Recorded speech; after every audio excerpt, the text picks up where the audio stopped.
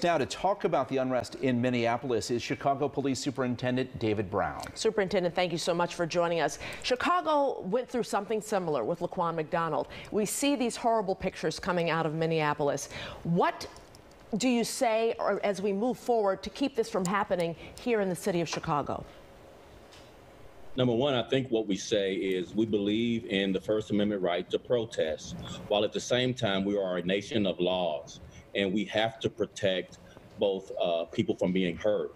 We want you to be heard, but we cannot allow people to be hurt.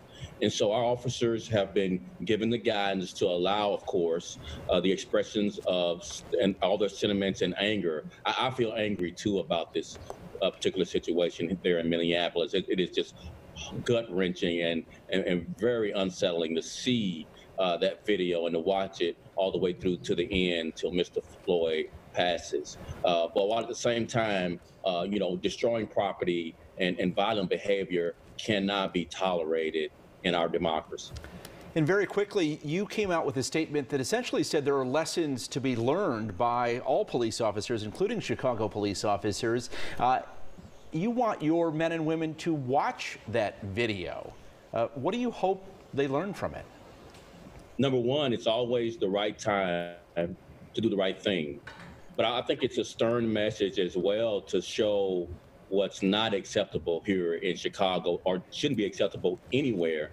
And also that if you are complicit and stand by and not take action when you see an officer, one of your peers, treating someone that way, you will be held accountable as well. As a black man, when you look at this, you know that this has been going on for years and years. It's systematic. Why does it keep happening? How do we stop it, Superintendent? You are at the helm.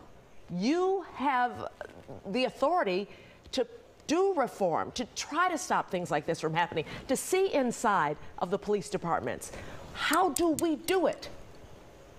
You know, one of the things I'm reminded of, and I'm glad you mentioned that, being a black man, I've had that talk from my parents from my earliest memories. Be respectful, follow orders, don't make sudden movements, keep your hands on the steering wheel, say yes, sir, and yes, ma'am when you're told, don't break the law, don't fight the police. And yet we see this still happening. I think at this point, we need to listen to the very profound words of Benjamin Franklin, one of our founding fathers. Until and unless the people who are not affected by injustice are as outraged as the people who are affected by injustice, nothing will change. But how do we get them to get that outrage? How do we get them to bubble up like you are probably feeling now, like other black men are feeling now? As a mother of a black son, how do we get that outrage? I mean, when I took my son to school last year, it was the orientation and they had the police department there. I took my son and said, this is my son. This is him. Don't stop him. He's going to be a university student. He's on the up and up. Seriously, I did that. How do we stop this? You and I have that outrage.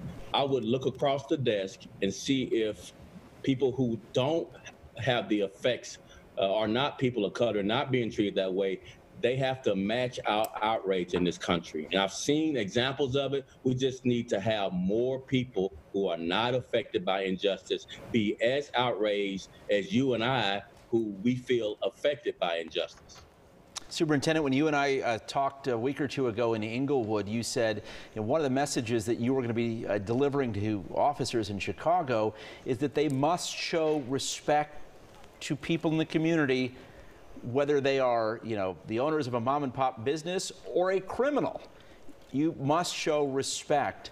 Do you think that respect that you are preaching can actually help in a situation like this, that we all view each other as human beings? This profession, law enforcement, police officers, we've been through training. We've tried to screen people we hire to make sure we don't hire the wrong folks. We've been sued and corrected. We've been criticized. We have oversight. We've done all the things that should have the outcomes of respect. But I believe this goes right back to my sentiment when I expressed, I'm outraged. People of color are outraged. Black men are afraid. Until people who are not affected by justice are as outraged as I am and other people of color are, it won't change.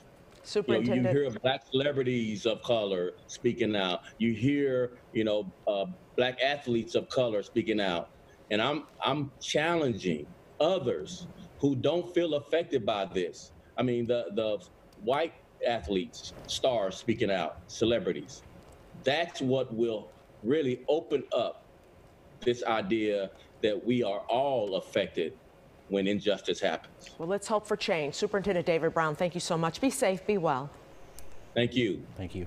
Stay with WGN News.